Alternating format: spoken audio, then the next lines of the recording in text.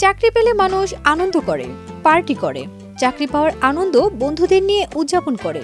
কিন্তু এবার ঘটেছে ভিন্ন ঘটনা। চাকরি ছেড়ে দিয়ে ঢোল বাজিয়ে অফিসের নিচে বসের সামনে নাচানাচি ও আনন্দ উল্লাস করলেন এক যুবক। তার নাচের সেই দৃশ্য ভিডিও করে অনলাইনে ছড়িয়ে দিয়েছেন তারই আরেক বন্ধু।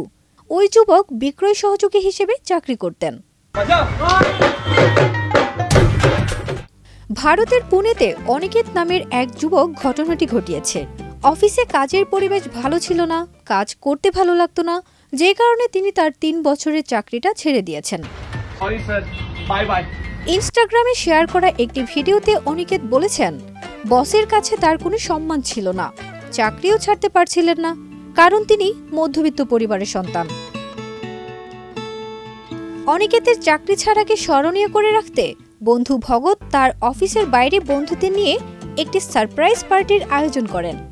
ভগৎ দাবি করেছেন, অনিকেতের অফিসের কর্মপরিবেশ খুব বিষাক্ত ছিল, যে কারণে তিনি তার চাকরিটি ছেড়ে দিয়েছেন। অনিকেতের বন্ধুরা ঢোল নিয়ে আসে এবং অনিকেতের অফিসের ম্যানেজারের বের হওয়ার জন্য অপেক্ষা করতে থাকেন। যখন ম্যানেজার বের হয় তখন অনিকেত হাত নেড়ে সরি স্যার, বাই স্যার বলেন। এরপর তিনি ঢোলের তালে বসের সামনে নাচতে থাকেন। এমন কাণ্ডে ম্যানেজারের মুখেও বিরক্তির ছাপ দেখা যায়।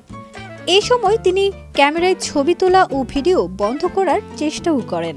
ফারজানা নিকিতা, দেশ রূপান্তর।